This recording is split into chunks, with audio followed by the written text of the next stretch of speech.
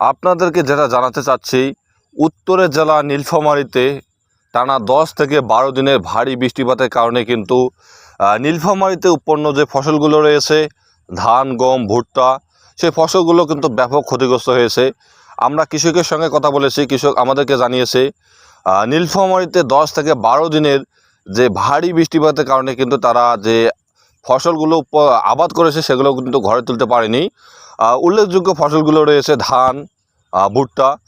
পাশাপাশি আমরা উপজেলা কৃষি কর্মকর্তার সঙ্গে কথা বলেছি, তারা আমাদেরকে জানিয়েছে যে নীলফামারীতে কিন্তু ভুট্টার মারাত্মক ক্ষতি হয়েছে। টানা 10 থেকে 12 দিন বৃষ্টির পাশাপাশি কিন্তু এখানে সূর্যের দেখা মেলেনি। আর সূর্যের দেখা না মেলার কারণে কিন্তু কৃষক কিন্তু ভুট্টা ঘরে নিতে পারেনি।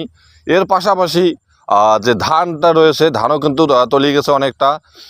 আমরা আবহাওয়া অধিদপ্তরের সাথে কথা বলেছি, আমাদেরকে আবহাওয়া অধিদপ্তর জানিয়েছে যে নীলফামারীর যে 10 থেকে 12 দিনে যে আবহাওয়াটা রয়েছে, এটা পরিবর্তন হতে আরও 4 থেকে 5 দিন সময় লাগবে। কিন্তু আমরা সাধারণ যে কৃষকগুলো রয়েছে তারা বলেছে যে আমরা বিভিন্ন এনজিও বা বিভিন্ন লোনের টাকা নিয়ে আমরা এই আবাদগুলো করেছি। এই আবাদ যদি আমরা সঠিক সময় ঘরে তুলতে না পারি, আমাদের জন্য কিন্তু অনেক ক্ষতি হয়ে যাবে। আমরা যদি আপনাদেরকে একটু দেখানোর চেষ্টা করি, এখানে কিন্তু ধান কিন্তু একেবারে তলিয়ে গেছে।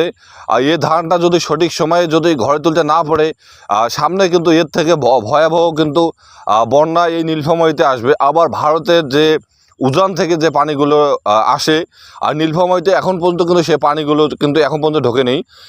আমাদের যে নীলফামারীতে মেঘ থেকে যে পানিগুলো আসতেছে আকাশ থেকে, সেই পানিগুলোতে কিন্তু এই বেহাল অবস্থা হয়েছে। কিন্তু যখন ভারত থেকে যে পানিগুলো আসবে তখন কিন্তু অবস্থা কিন্তু আরও অনেকটা খারাপ হবে বলে আবহাওয়া অফিস আমাদেরকে জানিয়েছে। এ ছিল নীলফামারী থেকে আমার কাছে সর্বশেষ আপডেট।